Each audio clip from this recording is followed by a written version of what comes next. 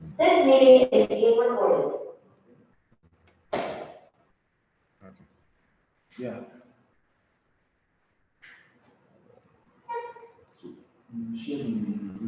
Yes,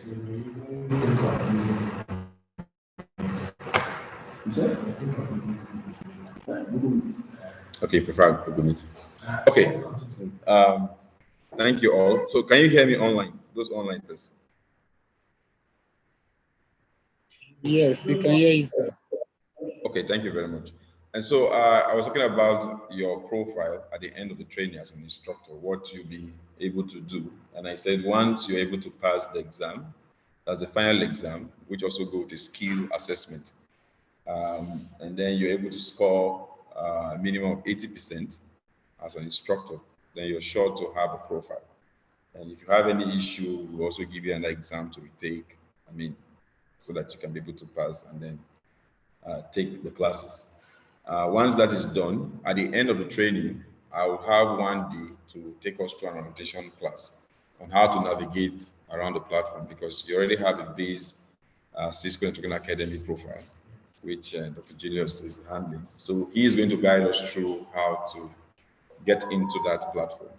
Because then after finishing this program, and I graduate you, you have to go through some level of accreditation before your profile will be active as an instructor. So currently this enrollment I have done is as a student. And then once you're done, you now have the instructor profile under base universities Cisco Token Academy.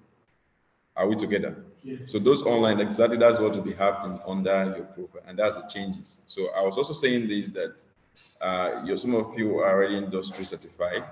The advantage you now have is that after this level, you will now be teaching as an instructor, and after a couple of years, maybe under your profile, you've trained, maybe you've taken like about 6-7 classes, then you will now think of going forward as a certified network academic instructor, which at that level, if your industry certification is still valid, then Cisco will do what we call a face-to-face.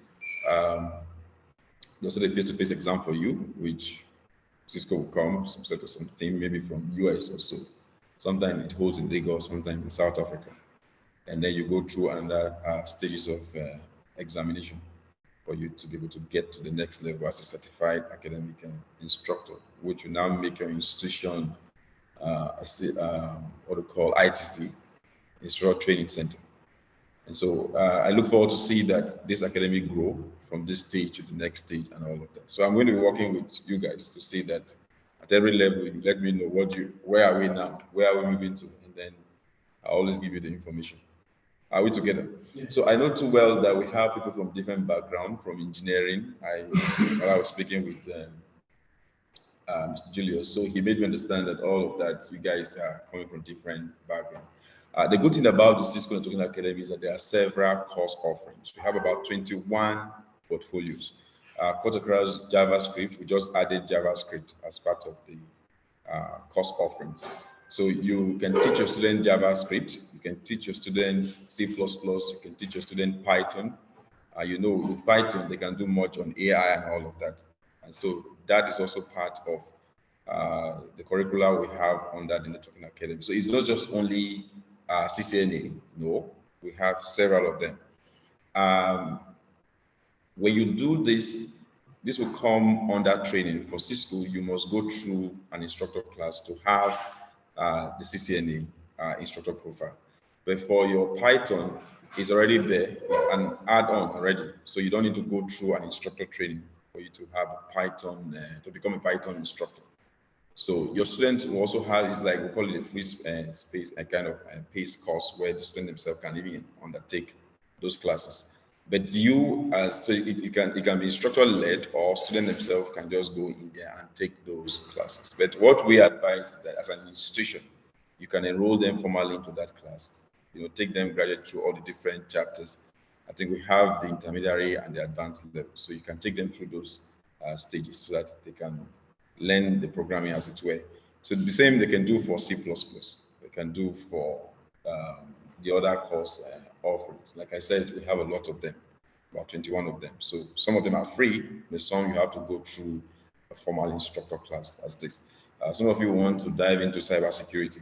We have what we call the CCNA cybersecurity, cyber ops, which you have to also go through this kind of formal instructor class again for you to become an instructor, be able to enroll your student to take some cybersecurity classes. So you can see that we have so many of them that you have to go through.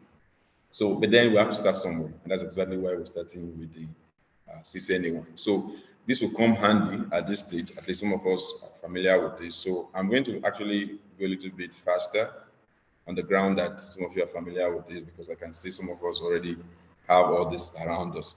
But then I'm not going to generalize it, because some folks are actually coming from a different background altogether. And this might be their first time that they're hearing about Cisco, or probably about CCNA, and then wondering what this CCNA is all about. The thing here is that why it is important that you do this is because even in the field of engineering, you discover that everything is converging into networking, where we're sharing resources across board. And when you're sharing resources, you don't need to begin to look at the different media and or medium, as the case may be, that you use in sharing these resources. And so, whichever field you find yourself today, sharing of resources online is almost compulsory. Am I correct? So there's only like I'm teaching CRFA, so I don't have anything to do with IT. No, you're going to share resources. I remember during the heat of the COVID, but everybody has to come online. So it means whether you're teaching Islamic or you're teaching CRS, you must come online to teach. And then you must learn how to connect devices. You must connect like we're doing here now. So people were forced to learn these things. So you can see that this is very, very important at this level. So if everybody is able to get this CCNA1 level and move on, and then the good thing about IT is that it doesn't have to do with whichever course you study. As long as you have the passion for it, you can actually develop that skill. So it's a skill-based kind of training that is needed in the 21st century training a setup as this. And so this is what we'll be doing. I also like to use this opportunity to do some part of the calculations on the IP addressing probably here, because doing them online might be a little bit difficult for some of us who are new into that area. So I can use the whiteboard to do all of that. And I need your cooperation to see that at least we sail through and make this thing friendly and, like I said, interactive. So I'm going to make it open so that if you have any contribution to make in the course of the interaction, you can, pause me, ask me questions, and then we'll move on. We're going to work as a team, because some of us are already into research. You're in the same system. Some of you have gone far in this. So let's work as a team and get this. But please, I want to see that at the end of this training, you don't just finish this training, keep it to yourself, and that's it. No.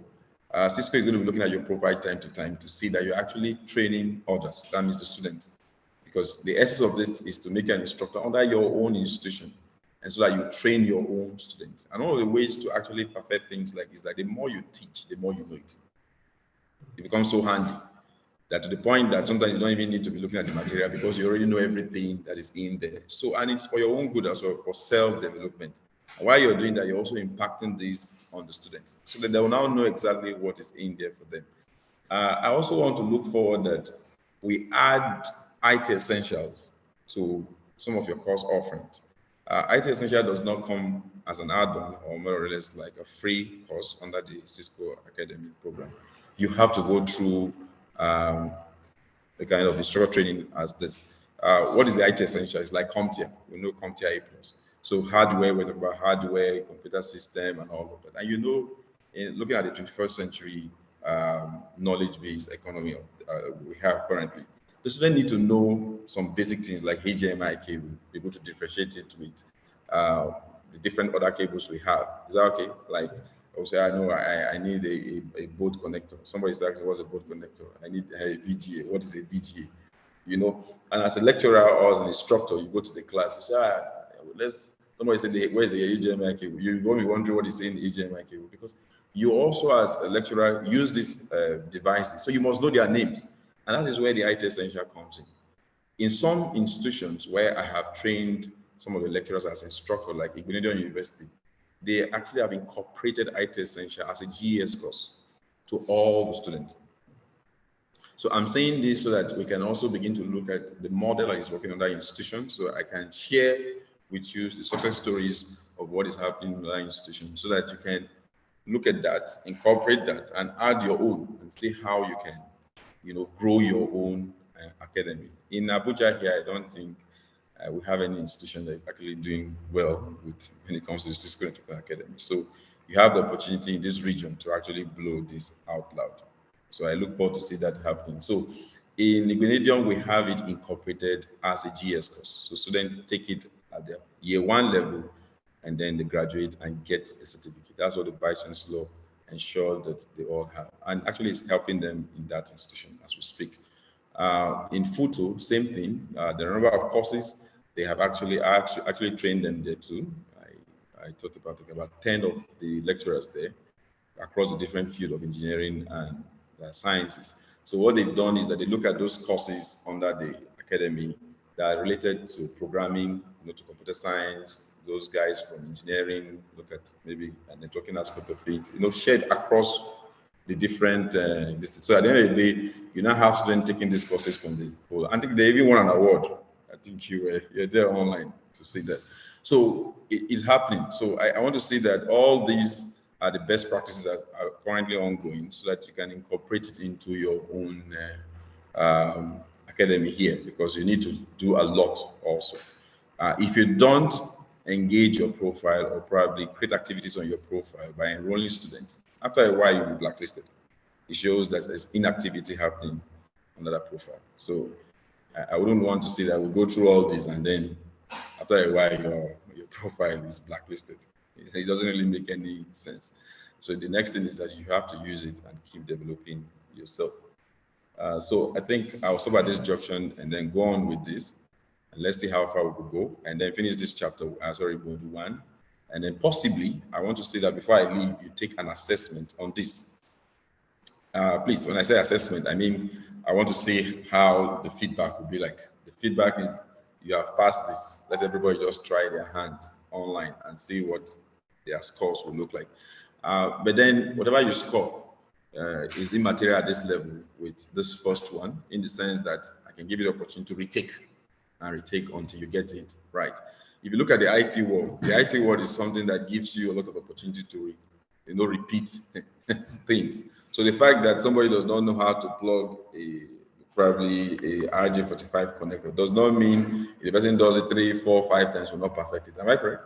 It doesn't know how to crimp a cable. If you give a person opportunity to crimp again and crimp again, maybe in the next 1 week, he will now perfect it and now become an expert in crimping of and cable. But then it's only that first period that you see that the man has been struggling with it.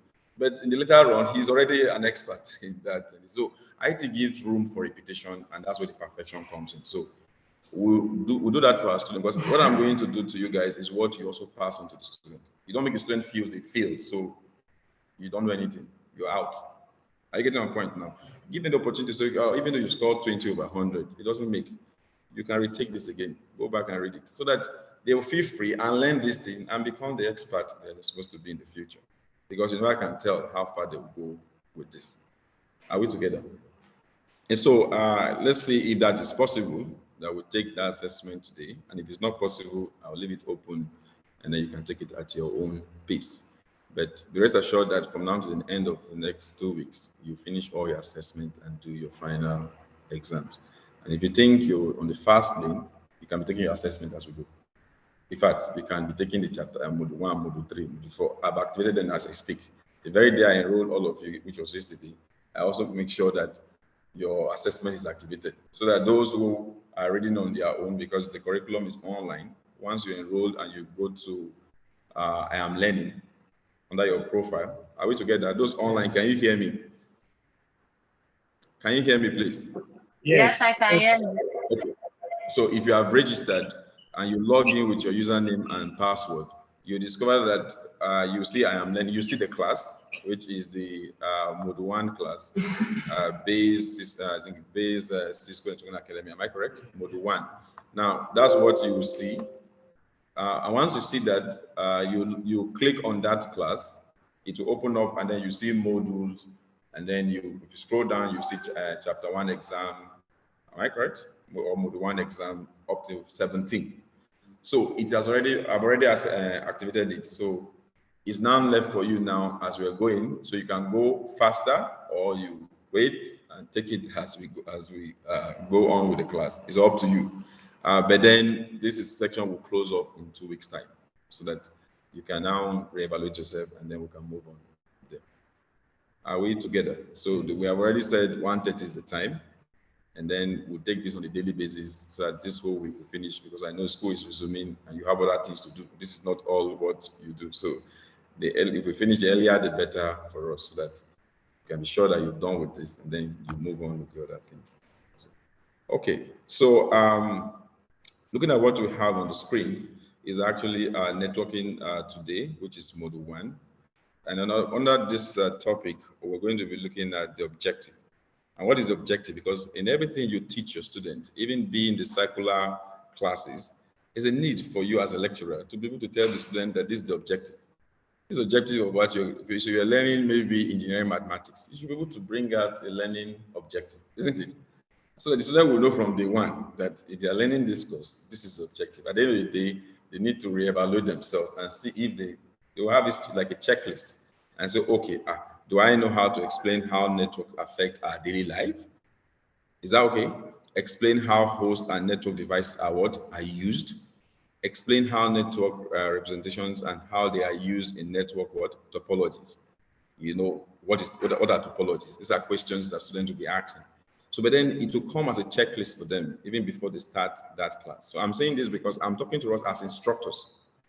I'm not really just talking to you as a student, but I know already you're a lecturer already teaching, some of you in that capacity. So these are the things that we have been doing over the years as instructors under Cisco Networking Academy. So that at the end of the class, you go back to this learning objective and ask the student, are you guys okay with this?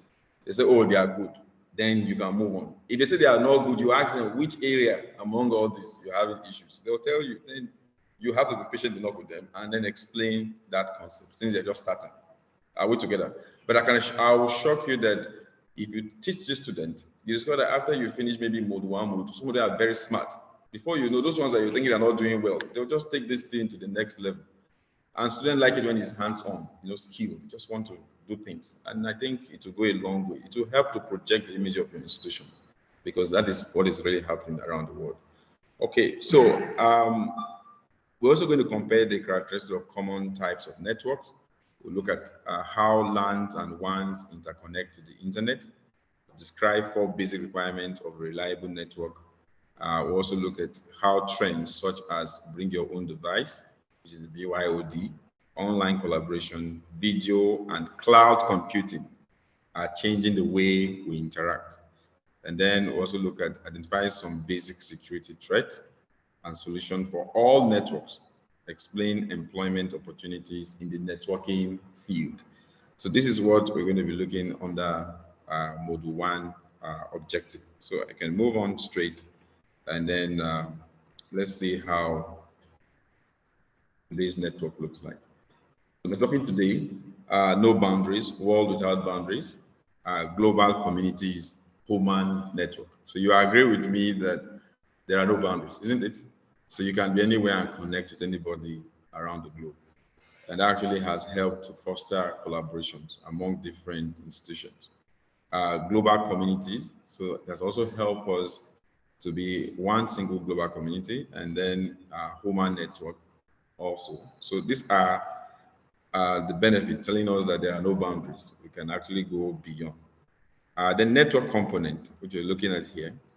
When you look at network components, you begin to look at the different devices you have. And then under the network component, we look at the host rules.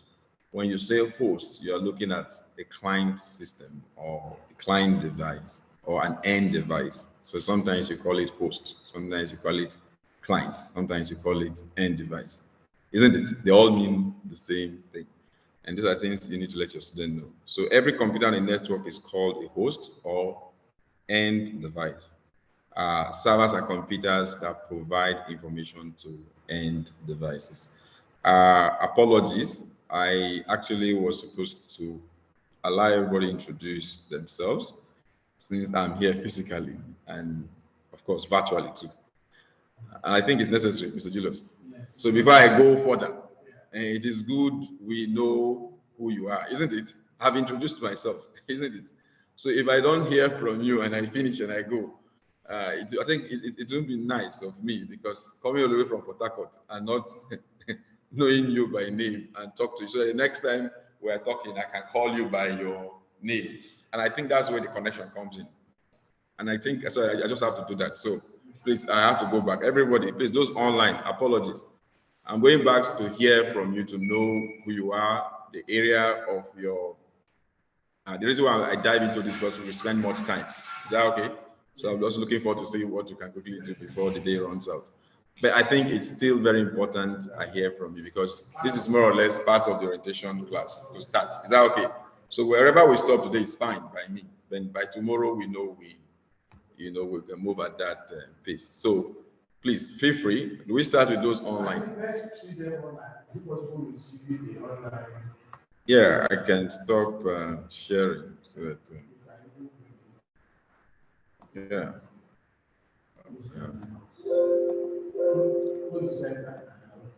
Okay.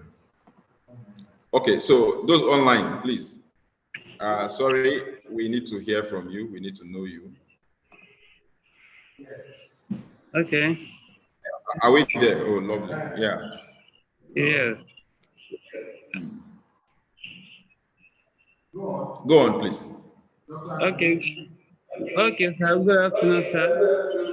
Yeah, good afternoon. My name is Dr. Akande Kazim Babatunde, and I am in mathematics department under Faculty of Computing and Applied Sciences. Wow. So I'm a feedback coming from academic profession.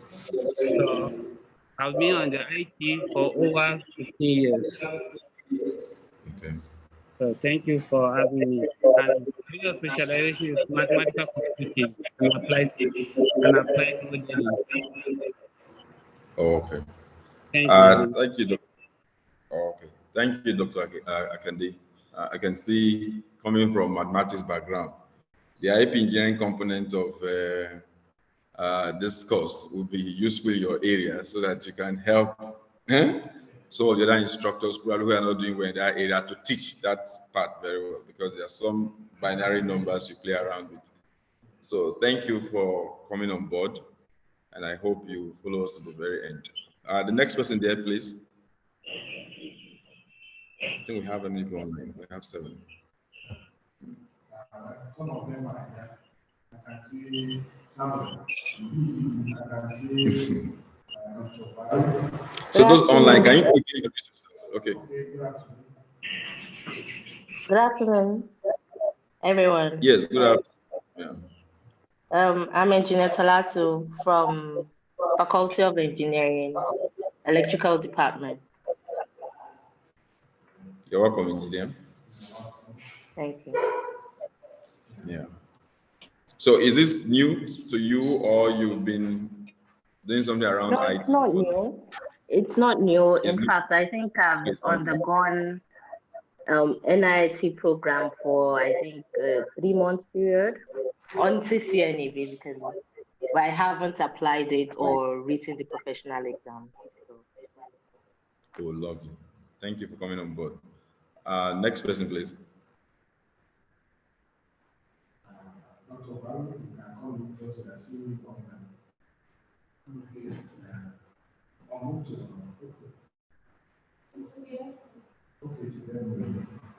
Okay, so that's all. Okay, fine. So can we physically introduce ourselves? Amina has not introduced herself. Are you, Amina? I'm seeing one Amina here. Fadila, we want to hear you. Fadila, can we hear She's you? muted. Hi. Okay. Good afternoon. Yes, good afternoon. My name is Fabiola. I'm from the Faculty of Computing. Faculty of Computer Science. But I have Okay, computer science. Okay. Okay. Good afternoon. I'm Khadija Saad Mohammed. I'm from Faculty of Computing and Applied Science, and I'm in the Department of Computer Science. Wow. Okay, you're welcome. Is that all? Okay. We have Gilbert Barros. Okay, you are here, Gilbert. Okay. Okay. So they can hear you. Okay. Wow. Okay, fine. Yeah, this will help you a lot. After this, you will cyber ops and all. I think we have up to cyber. Now we have it up to CCIE level now, so it's going to be good. Thank you. Next person, please. Those online, can you hear them, please? Already you know them, so maybe this will be my own take. But can you hear them, please? Yes, we can. Okay.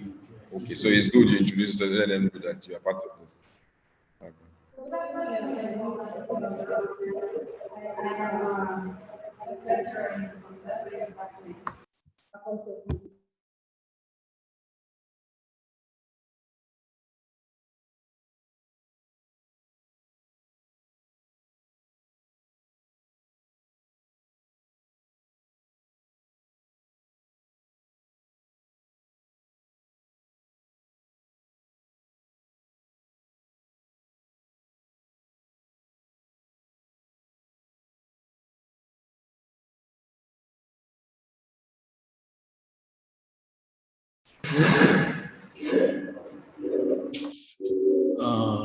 I can introduce myself.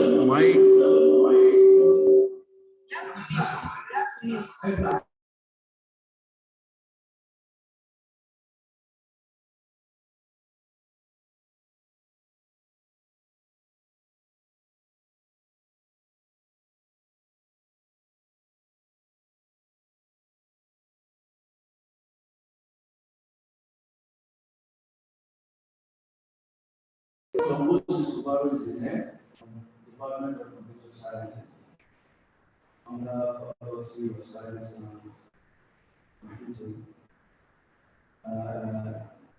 The areas of my specialization include data communication and networking.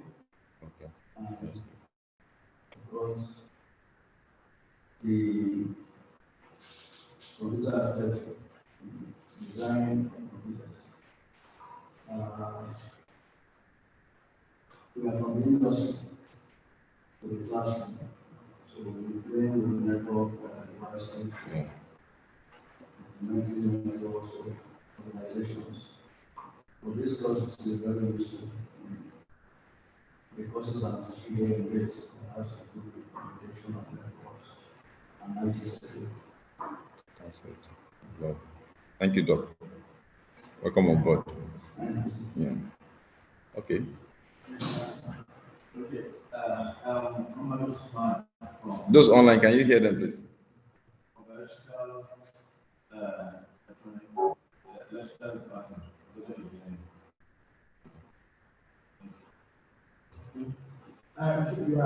Your interest is also Ahmed Mohammed Usman. from Electrical, yeah.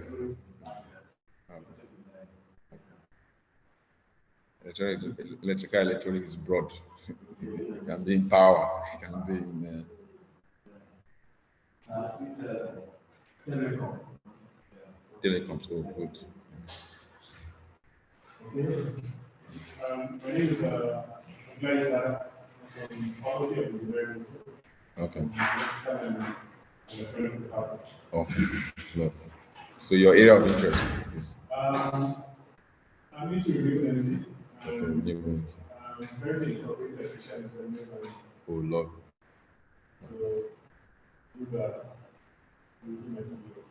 Okay, that's nice. Welcome on board. You're not part of this. It's our support. Okay, we're waiting for you. Okay. Maybe some of the Okay. faculty computing and electrical and physical science department. Okay. My interest is actually what we are doing. I'm majoring in cybersecurity. Oh, wow. So network security. So this is actually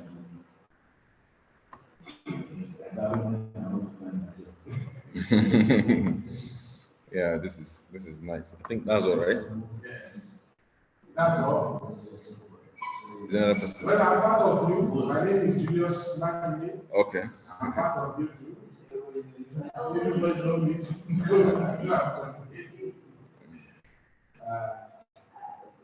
Thank you. Yeah. So let's go on. So for some of us that we have had it, which is not out of place for us to hear from other departments, as we see even engineer side, yeah, we see him from engineering, cooperating, coming in with his AI, and we have part of it coming in network and this system. And let me remind us again, other modules will still be coming up. You know that this is area academy, it was not as robust as this before. Am I right? Yeah, very correct. It's not as robust as this before. But now that we are already there, all of that things that are coming in will be our own benefit. Yeah. Thank you. Thank you so much. I'm looking for my slides. Yeah, your slides go. Oh. Yes. Okay.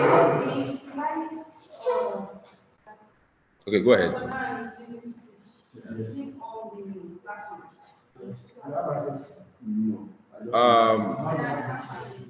It's like an abridged version. Is it? The slide I'm using. The slide I'm using is the instructor slide. You will have access to the student conference. But what I will do is that I'll share it with us. So because you're already an instructor, so even when I finish all this, you have it in your profile to download. When you go under resources, you see all the different packages we have. You can download them. Even for Python, you can download it. So they are all there. So in fact, don't worry, that is not an issue at all. You get enough materials for your students. In fact, you will engage them to the point that even they will just get so overwhelmed. So I think you wouldn't have issue with that. So I'm going to share this at the end of the class. So rest assured that you have all the material. So at the end of today, I'll share the entire PowerPoint from 1 to 17, so that those who want to be reading ahead can go. That's right. To make it faster. And can you see him on the screen now? Are we seeing the screen? Yeah. Can we see the screen? Yeah, I think we share. Yeah, I'm asking because Not yet. It's not shared. it's not shared. I was seeing Dr. I'm not seeing the slide. Okay. So can we see that now? Yes, it's coming. Yes. Yes, we have it now. So, okay, fine. So let's go straight. I think we stopped somewhere. Yeah, good. So this is where we said network component. So it would be nice for students to now know what the host roles are. What are the roles for the host devices? And of course, we say the host devices is like the end devices, which is like your IP phones and all of that. They all fall under end devices. Your printers, they are all end devices. Servers are computers that provide information to what end devices. The question I can ask, let me ask this class this question: what do we consider as server? What is server? So if a student asks you, based on your own past experience, how do you define a server to a student? You know, sometimes you go to the bank, they say server is down. So how do you define a server? In a layman term, how do we define server? I know it's a term that we're all used to. So, but I just want to see the general definition of a server and the technical definition of a server. What we see server as the system that provides services. Okay, system that provides services is called a server to other systems. High-spec systems.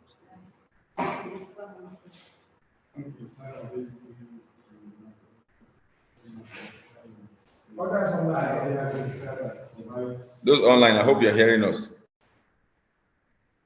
Yes, sir. Okay.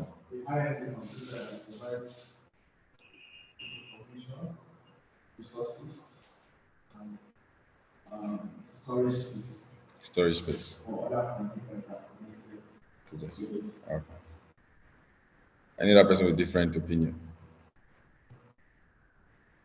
So, do we have a particular now? Can your system be a server? Yeah, your system can be a server. So that an end device can take the position of the server. Okay.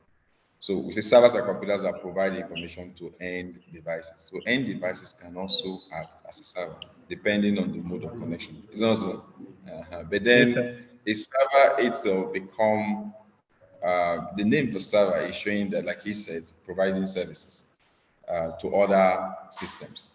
So that means any system that responds to requests is referred to as a server, looking at it from the connection point of view with other computers or printers, as the case may be.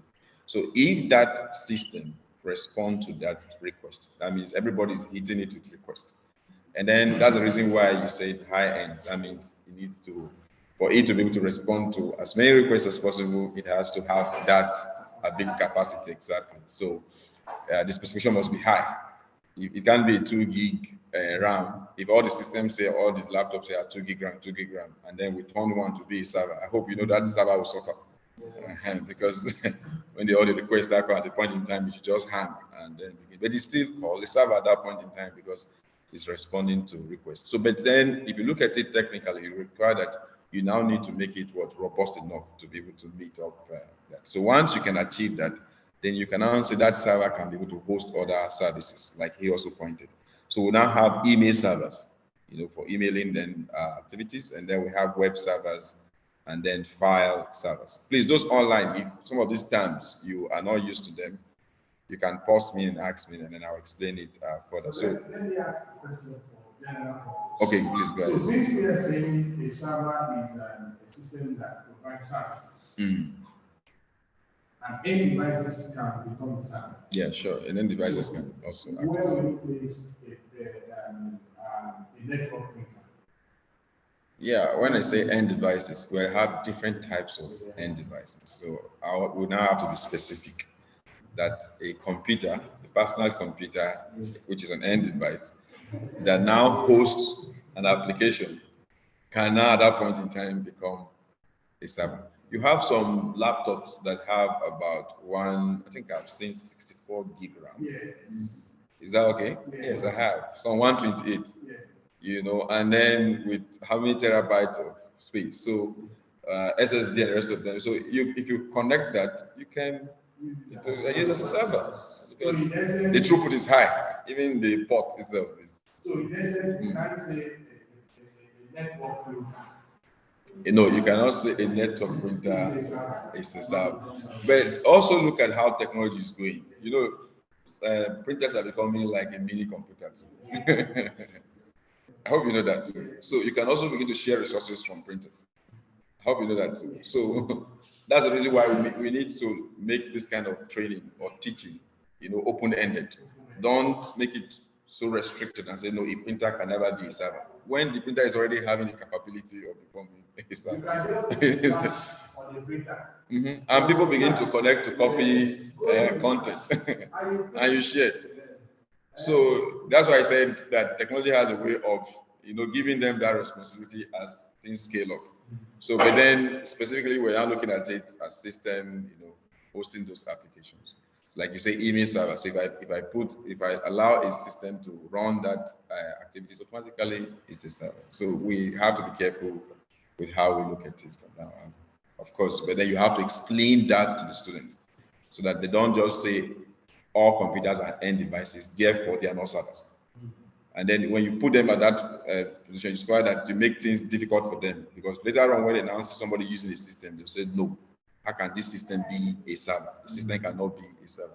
And they begin to argue that because they say you have taught them that there are servers, there are specific systems that are called servers. Therefore, these systems cannot be a server. It becomes another this thing, you know, and so don't create that debate. When some years back, someone from the US, some using this kind of computer. What we call computer is huge. Yeah, yeah, a big frame. These have changed. These have changed. And that's why it's good that as you're teaching with, and the good thing Cisco is also doing is that they keep updating the curriculum. You know, as technology is changing, curriculum will change because it is the industry. So they want to carry the industry into learning, so that because they know that the student will end up coming back again to the industry to work or to do one or two things. So, and that's the beauty of it. So as an instructor, as also a lecturer, it's another area where it helps you to keep you abreast with the changes that is happening. And with this, also the certification exam, Cisco expects you to write it every 3 years. So it means that as you're teaching, they're also testing your ability to see, okay, with these all new changes that have come in, how are you going to adapt? Are you adapting? Are you catching up with it? Yeah, so every 3 years you have to validate. Even as I speak to you as an instructor, every 3 years I have to write this certification exam again to keep my profile valid. Even though I can't teach you, even though I can't enroll you. I get my point now. They will send us in fact, they'll just blast this email and tell you, oh, we have seen that this is going to expire so time. If it doesn't, I will drop you down immediately. so, but then the good thing is that you go back and read again. And then you also discover that there are changes. Those changes, you come back and know it and write the exam. So you now keep going with the case. If not, if you keep teaching and you don't write these exams, I tell you the truth, after a while, you'll be arguing some things. And those things you're arguing are baseless. It's because you haven't updated your knowledge base. You just stick to the ones you know before and feel you're good with it. But meanwhile, there are new things that have come. Probably that's not even come to this part of the country. So you are not used to it. And then by the time you see it, you say, oh, there's something like this again. But in the curriculum, it will be there. You read it, you know it, you update your knowledge, you share the idea with your students. So when your student go out there and they see it, they say, oh, we're taught this, you know. I mean, it keeps everything alive. So I think it's important. So clients are computers that send requests to the server. So you can see client here. You can see also client also can take the position of end devices. What they do is send requests to what? Servers to retrieve information. So servers also respond to what? Request. So here we have peer-to-peer. It is possible to have a device be a client and a server like we're talking about, isn't it? In a peer-to-peer network of this nature. So this type of network design is also recommended for very small networks. Remember, when you say computer networks, we're talking about sharing resources from one system to the other. Are we together? Then advantages of these for peer-to-peer connection. So from the screen, you can see that system at the middle acting as a kind of a mini server, sharing resources from your printer to. So when you shut down the one in the middle, what happened? No access, isn't it? So, but then what's the advantages of a peer-to-peer? Easy to set up, less complex, lower cost, used for simple tasks, that's transferring files and sharing of printers. Then disadvantages that there's no centralized what? Administration. Yeah, not as secure as expected. It's not what? Scalable. And then slower performance. And of course, we know what scalable is. Scalable means that, yes, you cannot expand. It means that you can't scale it. You can add more and more and more. If you're going to add, it's either you're bringing a switch or a hub at that point in time. And then you're sure that it's no longer peer to peer anymore. Okay, so end devices, so we can see the end devices is where messages originated from or where it is what received. So when you say end devices is the source where the message comes from, and also might be the end part, which is what receives that message. So whatever generates that information, or whatever receive that information, always have its position at the end to end, isn't it? Then what you now have in the middle is referred to as intermediary devices. So that means intermediary devices now come with your switches, your hub, your wireless routers. They are all intermediary devices. That means anything you have in between these end devices take the position of what? Intermediary devices. So you can now tell your students, give example of those intermediary what? Devices. But here we can see that our end devices are in our LAN. Is that okay? Yes. And then the internetwork. So that means when you have two LAN where you have your end devices, what must bring the two LAN together must be what? Internet network. That's where we get the definition of internet from. So internet is what? Network of networks. That's bringing all the LANs together. Is that okay? So it's a simple definition that nobody owns the internet on the ground that different networks are all connected as a single network, which is the network. Okay. So we've talked about the intermediary devices already, and then I've mentioned your routers, your switches, wireless access points. That's what you can see in the class here. These are examples of intermediary devices. Management of data as it flows through a network is also the role of what? The intermediary what? Device. So what do? It includes regenerating and transmitting of data signal. So that means that signal generated by a source, which is the system, will have to the point in time be retransmitted or regenerated, isn't it? By these intermediary devices. So they carry it from one point to the other until it gets to the destination. And that is where the assembling of those messages now comes in. So we can see these icons. Hopefully in the next class, we'll start doing packet tracer. So you're going to have a packet tracer, which is like a simulator.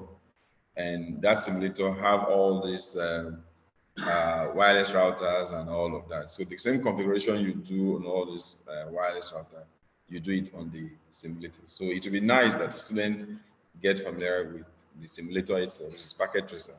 And then same thing with the live equipment. So we look forward to see Bayes University also having Cisco Lab, where students can walk in and do their configuration of routers, switches, and all of that, do the setup and move on. So I believe we'll get there. Okay, so that's for intermediary devices. So you can see network media. Of course, when it's medium, it's referred to as what? One. So when we're talking about the medium, we're talking about means of communication, channel of communication rather. So how do you link these end devices? What are the channel of what? Communication. We now refer to as network what? Media. They come under network component. Communication across the network is carried through a medium which allows a message to travel from source to what? To destination. So the media types include your cables, isn't it? And this cable also can, of course, you also have fiber optic cable. So fiber optic cable seems to be in its own domain, isn't it? So the other cable is like your PVC, normal PVC cable, which is your cat cables. You could have category 3, 5, 6 and 7. It would be nice also when you're teaching your students, you let them know the difference between category 3 cable, category 5 cable. Sometimes you might not really get in the curriculum explained that way, but it would be nice so that because students want to know why are you saying what's the difference between this cable and that cable? Is the speed, isn't it? And what is the determinant of that speed? Who can tell me? What I mean is that you have a Cat 5 cable, you have a Cat 6 cable. You say speed, isn't it?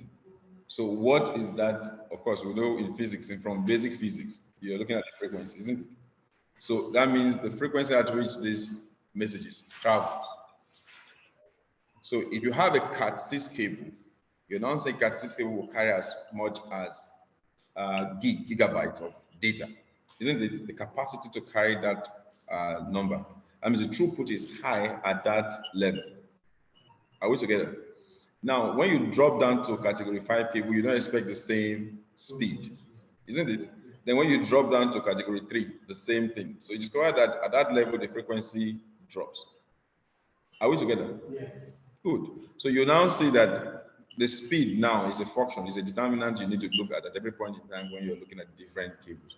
And you let them know that the essence of actually networking, which is sharing of resources, this media or medium that is used to share resources need to be optimized. You need to use them as the best possible level so that there's a throughput level. And we're talking about throughput, we're talking about actual performance. So you don't want to everybody there should be delay. So you're trying to avoid delay. So you want to go with the highest level of cable so that when you send something from point A to point B through that medium, it gets there. Is that okay? And then for cable, normally to stop at 1 gig, which is like the Cat7 cable. Am I correct? But when you now come to fiber, do you have limits in terms of capacity of what you can carry? Isn't it? It's quite unlimited, so you can carry as much as possible. Now, who can give me a kind of a clear cut of the speed of normal cables, the PVC cable, and that of fiber? What's the difference in the speed? The speed of light is the speed of fiber. So, and what's the speed of light? We say 3 to the power of 4, 3 times 10 to the power of 8 meter per second, which is like 300,000 kilometer per second. So that means usually when there's a thunder strike, you see lightning before you hear the sound. Like we said, light travels faster than sound. So it means that that speed of that light you see is the speed of data in a fiber optic cable. That's a speed because it goes with that light. So you can see what it takes to have that kind of connection. That's why when you're using fiber, you're sure that you can go to bed. You won't have issues of bottlenecks in terms of transmission, except you have bottlenecks with the other devices. Because you can have fiber, and then at one point, instead of you to optimize and you put one small device there, automatically it has handicapped that fiber. Isn't it? I've been to a place where they use one small, I could call it a hub, small, this will be 10 port. It's a switch though, but in the real sense of it, it doesn't work like a normal switch. And the guy terminates the fiber and then use that as the main connection to the main switch. So if you ask me, that device at that point is a bottleneck.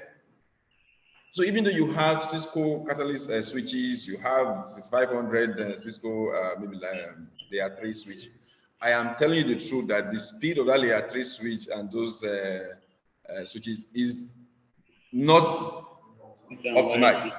In fact, it's completely, in fact, you are working under that. And then to him, he doesn't know that.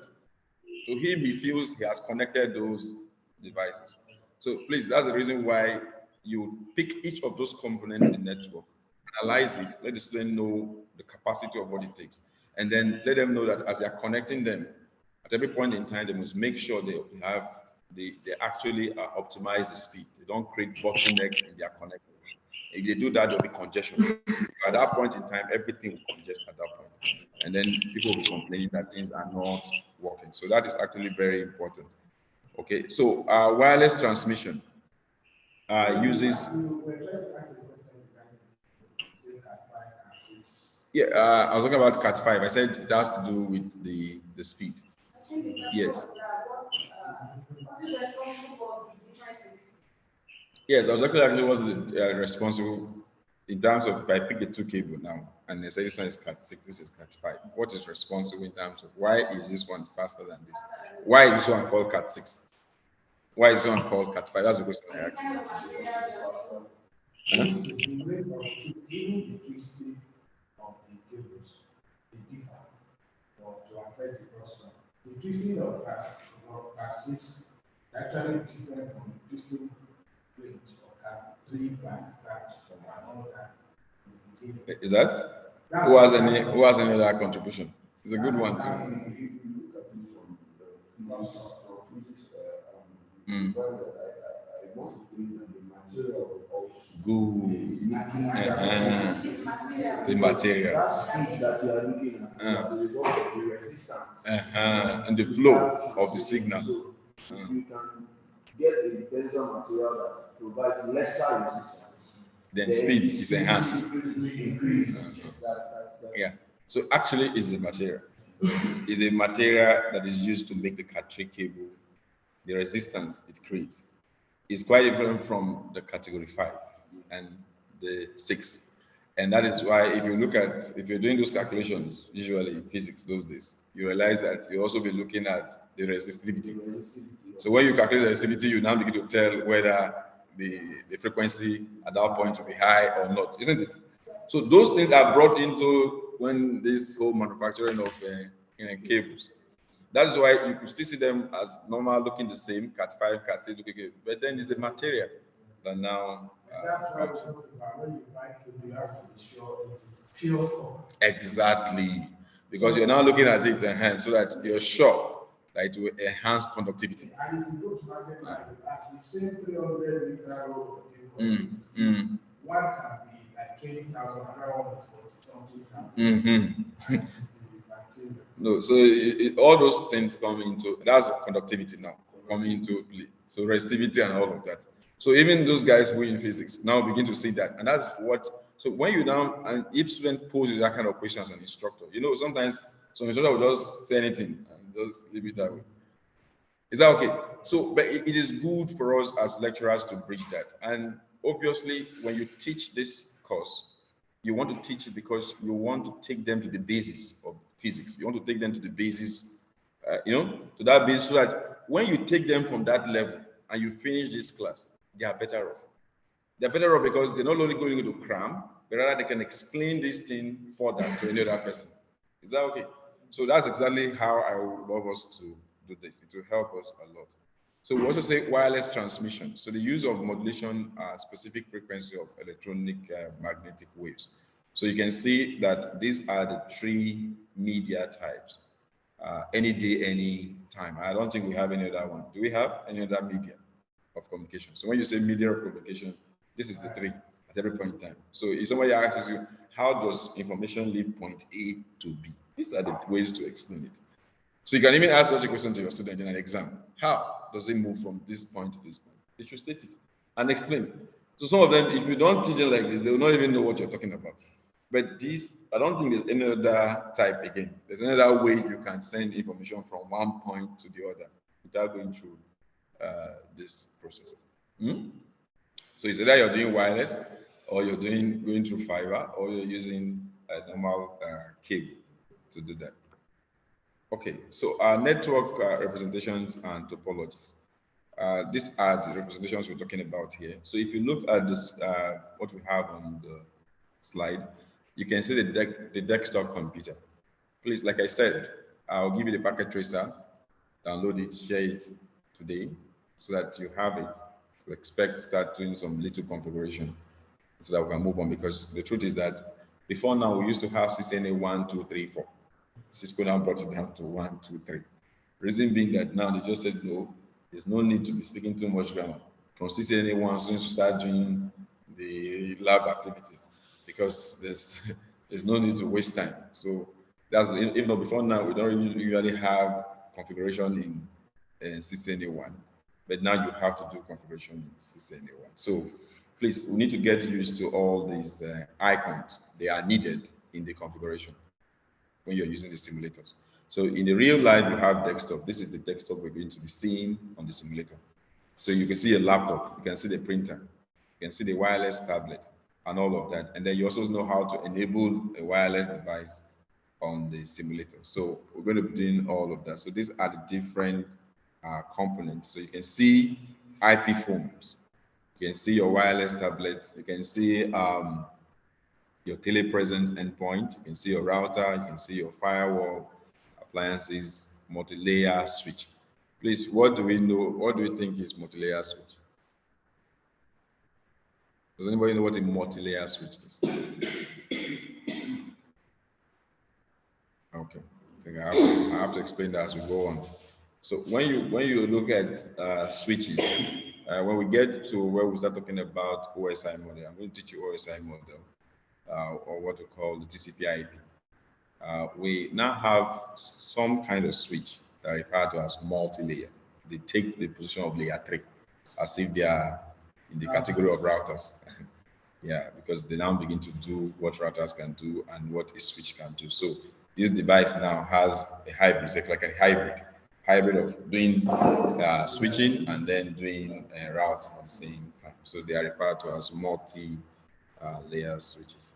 Okay, so important terms to know include a network interface card, which is the NIC, where you plug in your network cable, and then your physical port, and then the interface what? Interface. So your physical port is that port you have, isn't it? Yes. Good. That NIC itself is the entire card. I hope you know that. That whole unit. Then you now have the port. So you won't call the port the NIC, isn't it? The port is port. Then the NIC itself is the port and that entire device that you plug into. I hope you guys are getting what I'm saying. Yes. And then you have interface. So what is the difference between a physical port and an interface? If a student asks you as an instructor, sir, what's the difference between a port? Now you have shown me a port. What's the difference between a port and an interface? Because these are important terms to get used to. It means that you'll be teaching, you say interface, you say port, you say, you say socket, you say NIC. So what do we now think is the difference between, because I'm preparing your mind as an instructor. I'm trying to not just be talking, teaching you this thing, rather than also spoil you up that questions can come like this, or you also need to do some research. Please, I'm going to advise us that while you're reading this, do research on your own. What I mean, you just take physical port, you do a small research. You're a lecturer, you're an instructor. So don't just sit with the curriculum and tie yourself to that topic the way it is there. And don't expand your knowledge because you're doing this and you'll be doing this over time, there's a need for you to do further research so that you can be able to explain and illustrate this thing better to the student. So is there any difference between physical port and interface, or they are the same?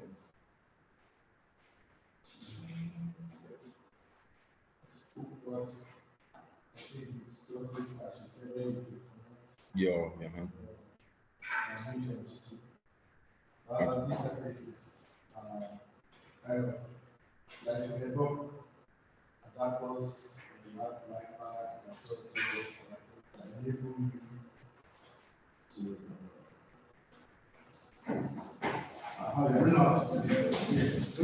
who can help us?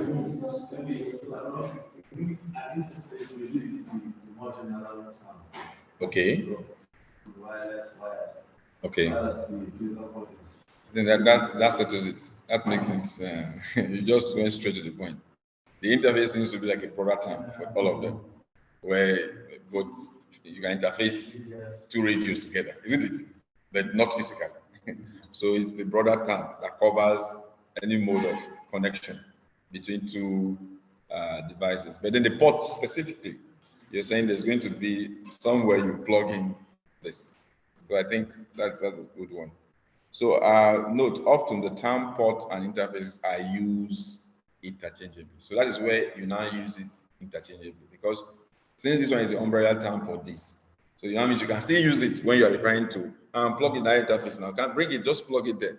So you can still use interface, use that interface, that term interface, and you're still correct. I hope you know that. So it's good you state the difference so that they can see that. Then topology diagrams, we have physical and logical. A physical topology is where you just have normal system set up on the table. You say, oh, I love your physical topology.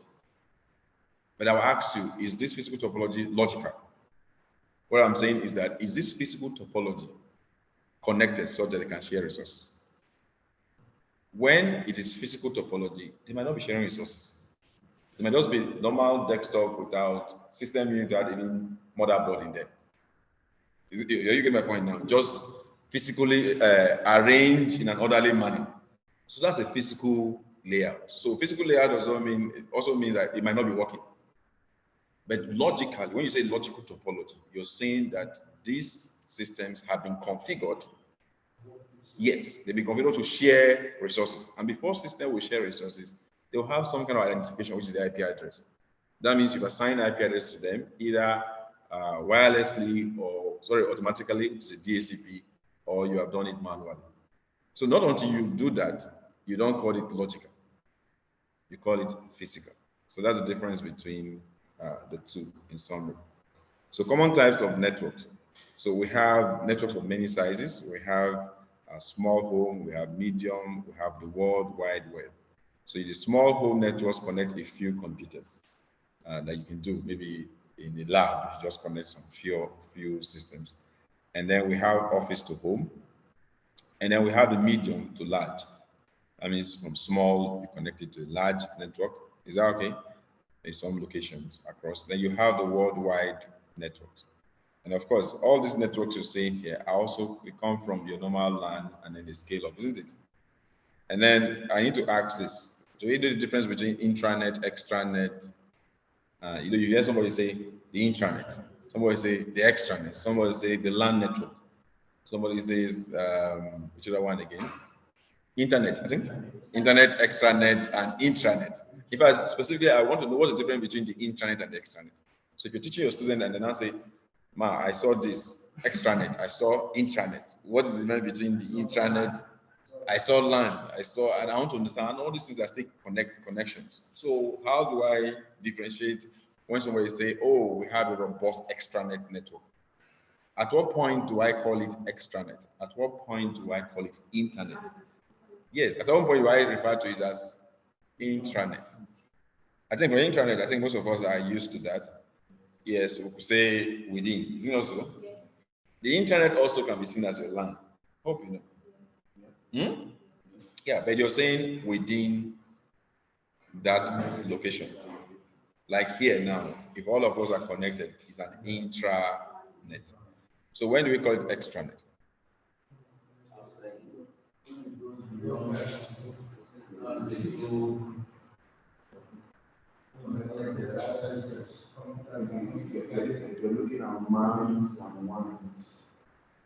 When is extranet is when you connect your organization network to another network, organizational network, for the purpose of collaboration. It becomes extranet. Yeah, the creation of two intranet for the purpose of what? Collaboration. That means they are collaborating to share certain resources. It becomes extranet. So you could have those two independent intranets connected. If there's no collaboration and certain purpose attached to it, it's still intranet. Except you define the fact that these two intranets have two different functions, but they are coming together to collaborate for another different reason. Then automatically becomes an extranet. So if you don't add that collaboration, which could be business sense or whatever, it is not an extranet. It is still another intranet. It's like a wider intranet. You know, it's just like you have this network here. You connect it to that building, and it's the same IP address, the same network. It's still one intranet. Even though you move it to the next street, and you still connect to the same network, it is still the same intranet. But if what they are doing there is different, what you're doing here is different. It's just an intranet, like she said, it's an intranet. But you now want to link them for another purpose, which is a collaboration now. To carry out some business, that means you could have First Bank having their intranet. You could have a GTB Bank having their own intranet. And then they connect together, they become extranet. They're not internet. They become internet when they now go to the global network. Is that okay? So you can now see the difference between intranet, extranet, and the internet. Quite important. So also you can see land and WANs. So you can also see that the land itself is within a geographical location. So you see when you're now explaining intranet, you also know that students will now ask you what is a LAN. So what's the difference between a LAN and an intranet? Just let them know that the LAN itself is when you have a wired network. Is that okay? I hope we know that local area network, it must be wired for it to be called a LAN. If it is not wired, it is not a LAN. It's a wireless LAN. So there's maybe a wireless LAN and a LAN. So the LAN itself is wired, connected. Is that okay? Then when you now connect it wireless, it becomes a wireless LAN. So LAN itself, because we need to know that this networking thing has a legacy network that now over the years technology begins to come in. So before now, there was no wireless. Before now, they were cable network, which is the same LAN. So but when technology now changed, now say, oh, let's put WLAN there, which is now wireless LAN. Why they are doing it? Because they now know that before now, they had it in mind that it ended with the cable. They didn't know that we were going to go into the wireless. So when they now went there, they know how to add WLAN. So you need to also let them to understand that. So, but your intranet can be a combination of both. So internet can still have wireless LAN and have LAN. It's intranet. So we'll say our internet network, in our internet network, we have these services running. So both the wireless connection you have, both the LAN connection you have, or the cable connection you have, they are all part of the intranet connection. So you can see the difference between the LAN and the intranet now. So these are some of the things you need to let the student understand. So you now have the WAN, which is the wide area network. And so here in the WAN, you can now agree with me that the WAN also can take the position of the internet. It's not so. It's a wide area network, so it's spanned across geographical location. So the WAN itself, actually, the internet actually is inside the WAN. So it's part of the WAN network. Because what is a network of what? Networks. And then for WAN, you're looking at geographical, in the sense that connection from here to Asia, from Asia to, Australia and all of that. So that is the one. So they need to also get to understand this so that they don't use these terms anyhow without actually knowing the difference between one from the other. So we've seen the LAN. So you can see LAN and WAN. So you can see the connection of your LAN. You can see how the cable is there. So you can see when you draw the diagram, when you say LAN, you must draw the cable. You must draw the cable. And when you're drawing the cable, don't add wireless to it. Don't go and put one thing there and put wireless. So when you put the wireless, let them know that it's not a wireless LAN. Is that okay? Okay, so there's this difference between the LAN and the WAN. So you also show them this. So in internet interconnect end devices in a limited area is called the LAN, and then interconnected LAN over wide geographical area is referred to as WAN.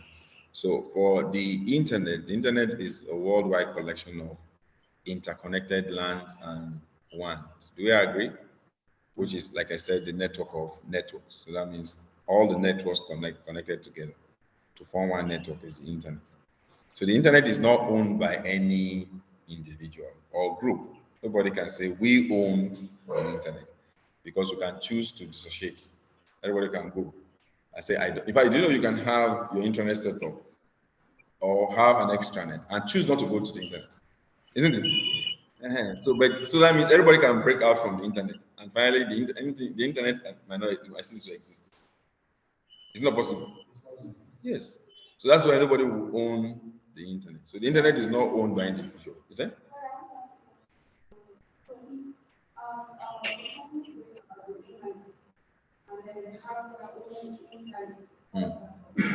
What's the?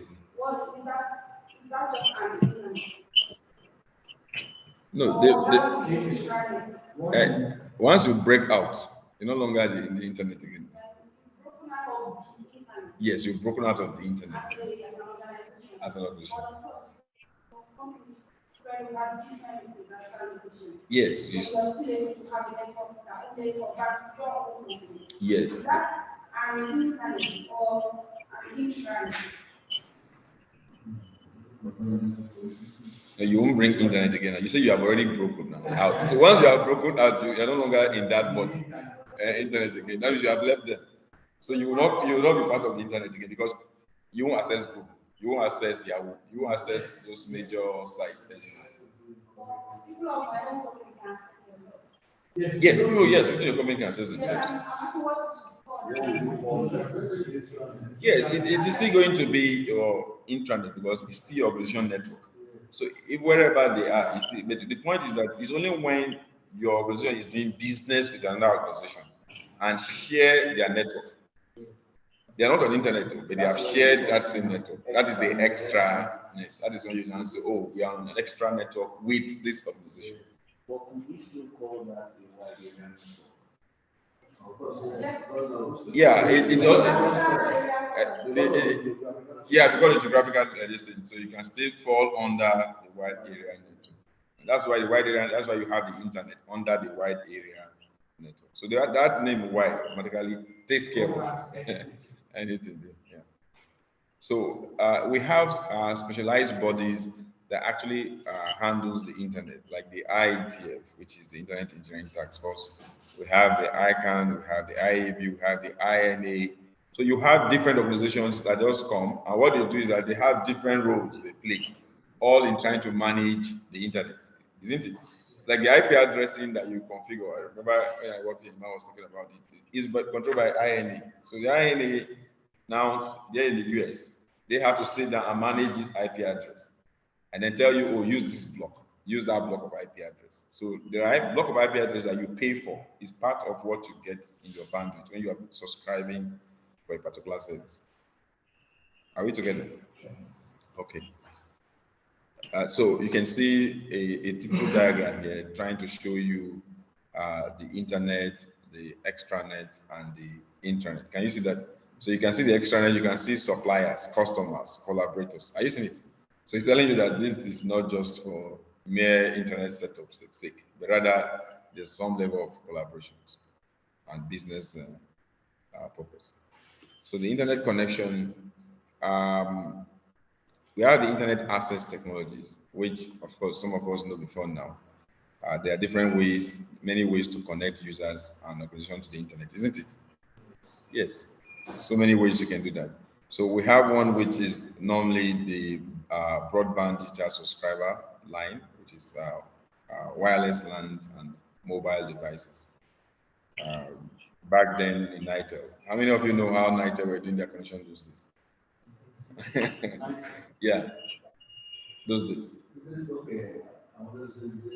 No, no, but actually it was fun. I actually have worked in this is the mainframe, you know, with all they call it the MDF, where you have all those wires, you know, you climb with that. Quite interesting. But I don't know if those things actually there again. But in UK, funny enough, they still have this. In UK, they still have it. Because most of those structures are even used for DSL. It's part of that subscriber line. Yes, you know, in UK they modernize it such that they don't just leave it like a traditional mode of connection, but then make sure you make it also packet switching. So you could have that circuit switch, which is the NITEL base, and the packet switch interfacing both together and still expand the entire network. But what I'm saying is that over here, we have cut off. So we are completely on packet switching and not using the circuit basis. But to me, it's quite interesting because there are certain advantages of that connection as well. And that's why most of the big countries don't face it out completely. They still see how they can still, you know, use that. So it's still part of one of the ways to connect to the internet. But then far back then it was quite slow. You know, you use a dial-up to connect. I don't know how many of us use that thing then. Okay, so organization needed faster connection to support IP phones, video conferencing, and data center. So we're looking at how systems are connected to the internet, and they come in different ways. It's not so. So you also have the one that is being provided by the ISPs, like Intersat and GLAT, isn't it? Now I need to ask this: where do you place companies like Intersat and GLAT? Under what mode of internet connection do you place them? Yeah, these are internet service providers. Yeah, at least they fall within the first tier, or second tier. Yeah. So where do you place them? I hope you guys are following what I'm saying. We're just looking at different ways in which internet is provided. Is that okay? You have a DSL with a digital subscriber line, and then this also gives room for it could be circuit based, it could be hybrid of circuit based and packet switching. When we say packet switching, we're talking about when you're now bringing routers into it. Before now, when we say circuit based, we're saying that you have it wired from one point to the other.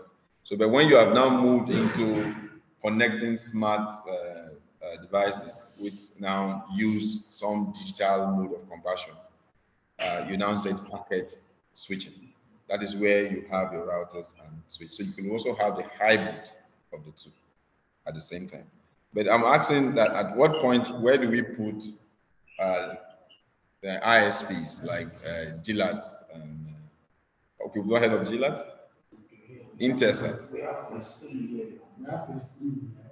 In phase 3, you won't give service to base and other. So which is providing that? Yeah, the ISP, which ISP is?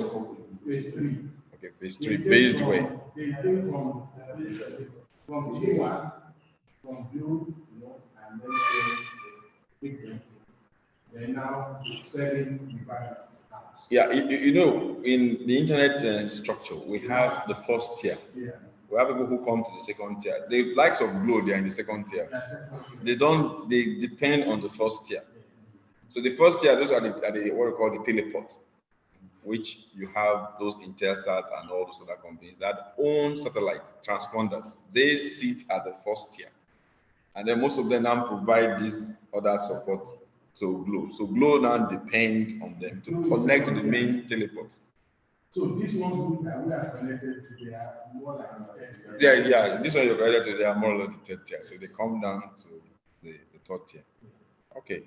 So here we have the DSL, which I was trying to refer to more or less circuit switch, packet switch mode of connection. So you can take this back to the days of your normal traditional connection.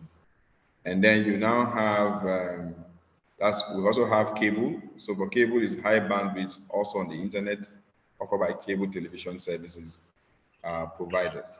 So these are more or less like from legacy to where we are. So we have cellular, mobile, we have satellite, we have dial-up telephone, which completely is NITEL based, the old traditional NITEL. And then, but I had to ask this: do we still have satellite mode of connection? Do we still? Yes, satellite.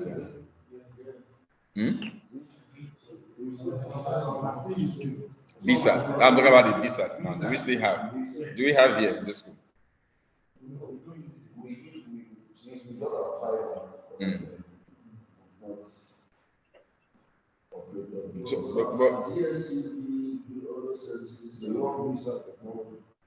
Okay, they run BSAT. No, DSTV. DSTV.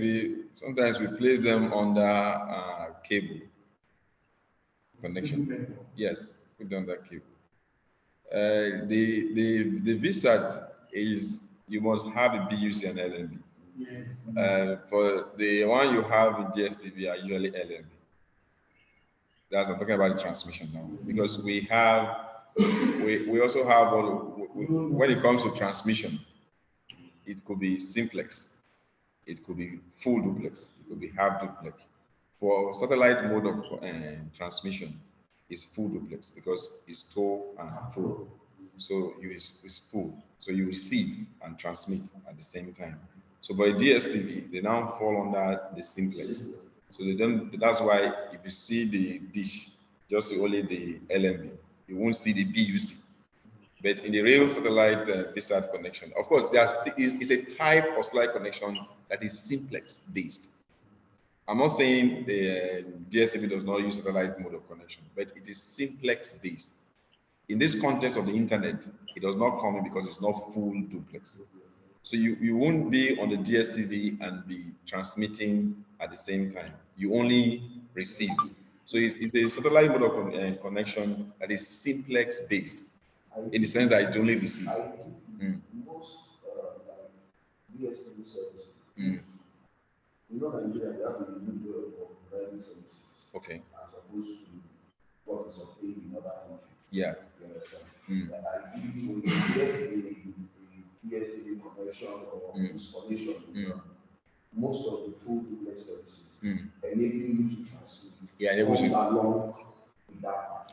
It like comes. in the UK, for example, the Sky Network. If you get the Sky Network, it comes with your TV, receiver, and also gives you internet access, as well as phone calls and all that. All that comes together as that package, as a package. It comes by default. Yeah. So if that comes at that with that package, then it takes that full duplex. But what we're saying is that it could be simplex.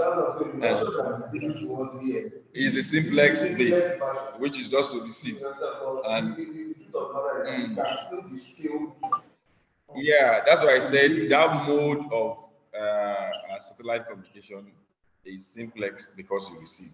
But if they make it the full package for you, then at the same time you can now be able to transmit.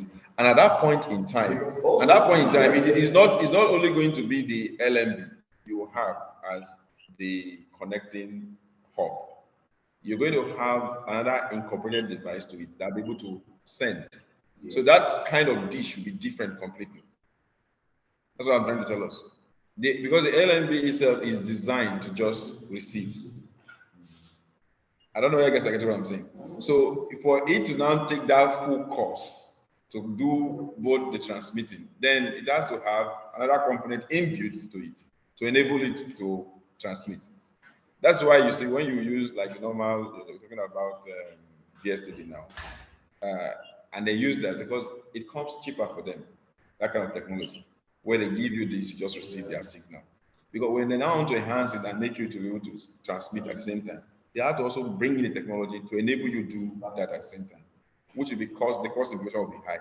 And oftentimes they are looking at the subscriber to know that the subscriber can also, definitely you react now because you have to pay more because they are now providing extra services in that regard. So they always want to drop it, but they all still fall under satellite communication as well.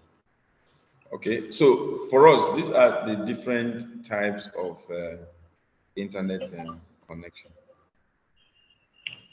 So we also have high bandwidth, we have dedicated connections, we have managed services. Hello, sir. I would like to talk. Hello, okay, sir. yeah. Please, on your previous slide, exactly, sir. Thank you, sir. I just want to observe this. You say DSL under connection and descriptions. Digital subscribers line DSL on the table and the dial up. Is there any differences in terms of their connectivity? Because under the description you said it connects to internet over a telephone line. And how about dial-up? Is there any similarities or differences between both? Okay, difference between dial-up. Yes, and DSL, based on what I'm seeing and reading from the table. Okay, it uses a cell phone network to connect to the internet. Yes. Cell phone is cell phone. No, DSL, digital Okay. And the dial-up telephone.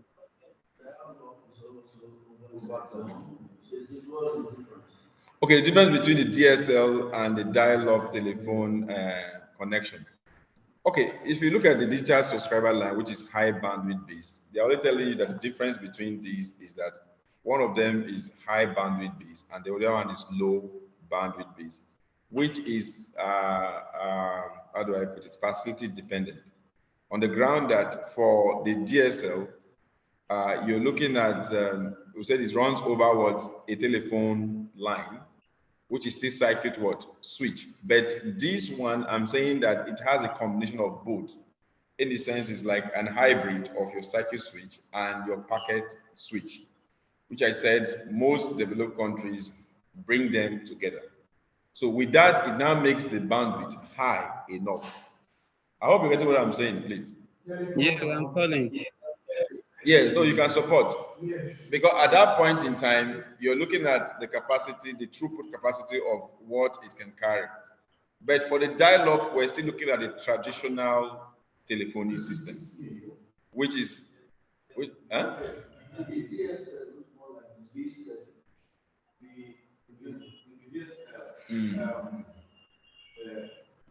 The essentially different frequencies. One for the normal telephone and then one for the broadband.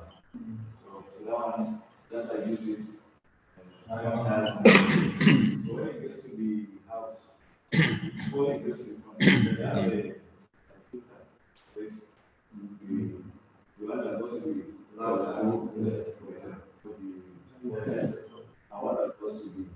And that's why I said it's a hybrid of the two. And I'm saying that you have both the traditional and the packet switching together.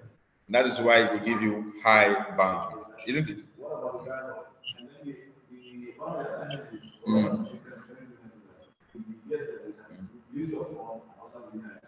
At the same time, yeah. Now we have a model that's dialing a number So the moment that please, can you hear what we're saying? Okay. Not So very clearly. the dialogue is your old circuit switch network that Nitel owns originally, which is wired based. And then you're actually dialing through that circuit to connect to the internet. But for the DSL is a hybrid of your normal packet switching.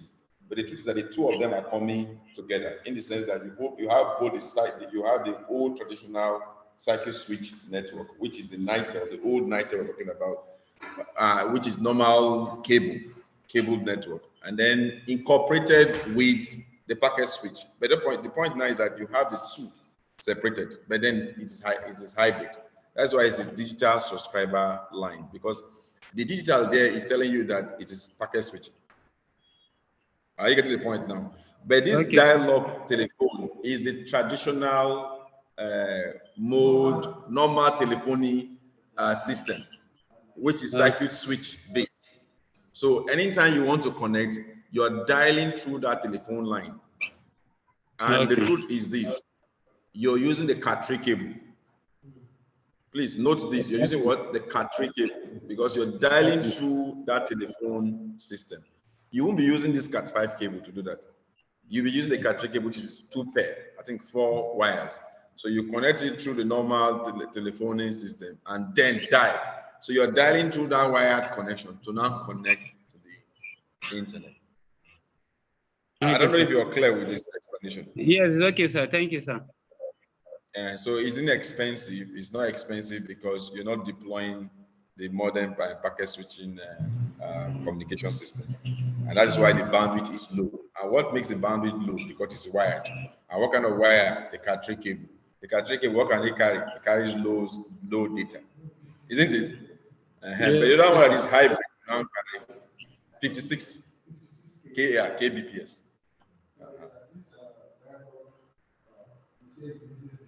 I don't know, the model that I used to have like a few years back, like it's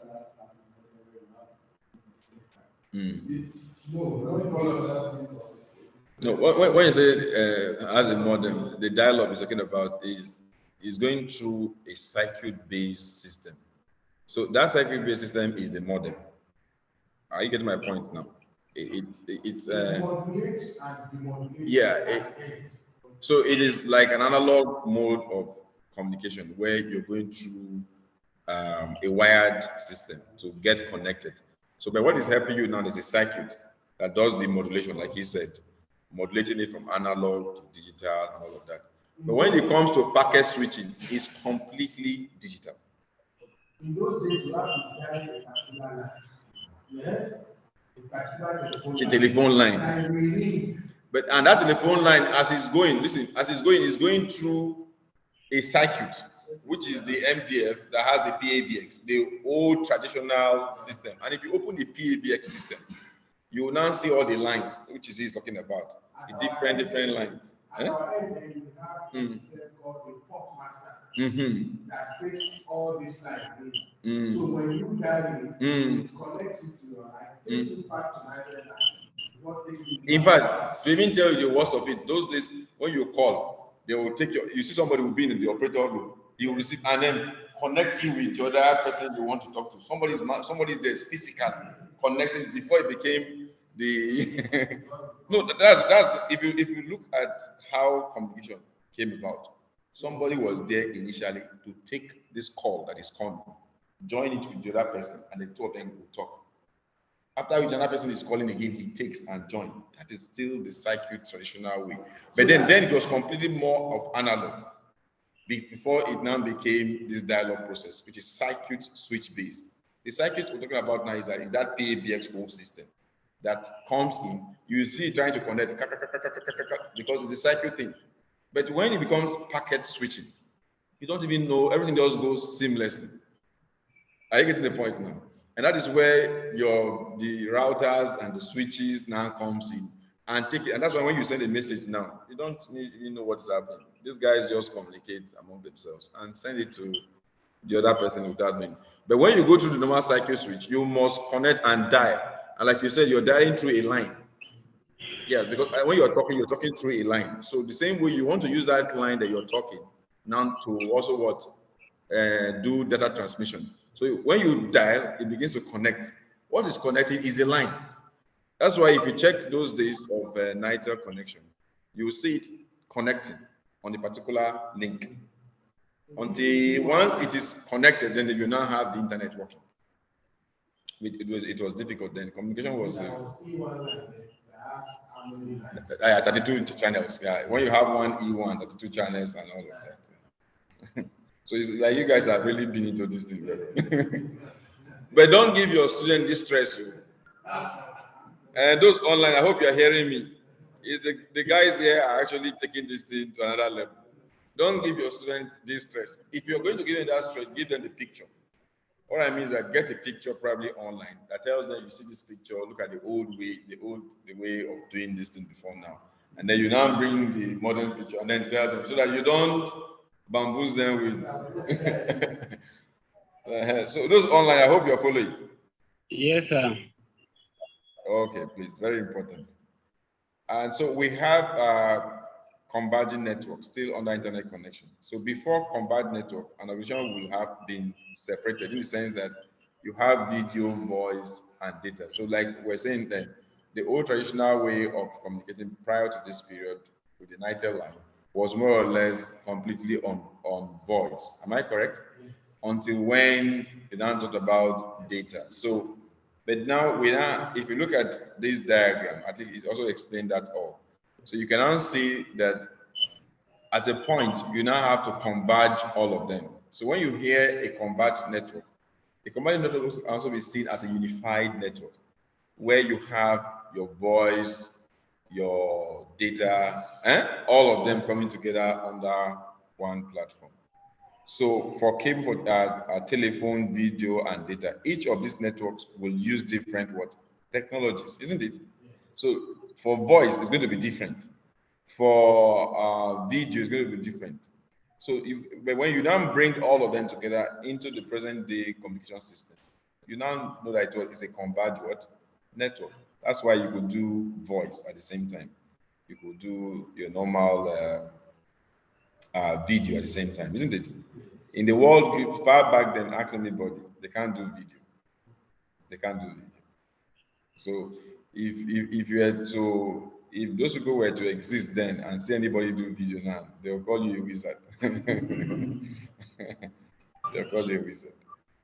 It's because of the packet switching has come in to take the order of the day.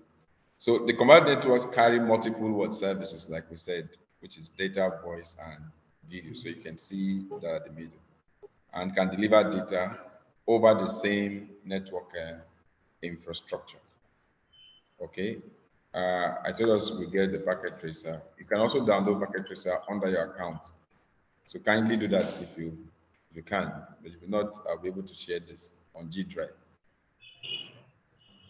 But if you log in into your own account, you can do you can download packet tracer. Yes. Once you log in under resources. Downloaded. Hello, those online, can you hear me? Yes, I've downloaded it. Okay, good, lovely. From your account, am I correct? Yes, sir, and installed. Oh, lovely, you have installed. It's like the online guys are. Okay, no wonder. So I think you guys are completely in there. When online, I think you can do everything there. Okay, but I think online makes this smarter because you're at the other end. Once you're given the opportunity to be on the platform, you look for resources yourself quickly because you don't need anybody to come and manually spoon feed you. So I think it makes sense. Yeah. So we're looking at reliable networks. network architecture. Every network must have these 4 components. The network must be able to tolerate, scalable, have security, and what? Quality of service. So for a network to be tagged a reliable network, it means that you as a network administrator should be able to configure it in such a way that it should be what? Fault tolerant. It should be what? Scalable. You don't have a school of this nature where you have students over 300, 400, 500, and then you're using maybe a class C IP address. You know, after a while, you know, you exhaust that pool of IP addresses. And people will tell you they cannot connect or they are seeing conflict, isn't it? So what we're saying is that when you look at the network architecture, whatever you're doing, you must make sure it is fault tolerant on the ground that there should be an alternative route. Oh, if people can't connect through this way, they should be able to connect through the other way, isn't it?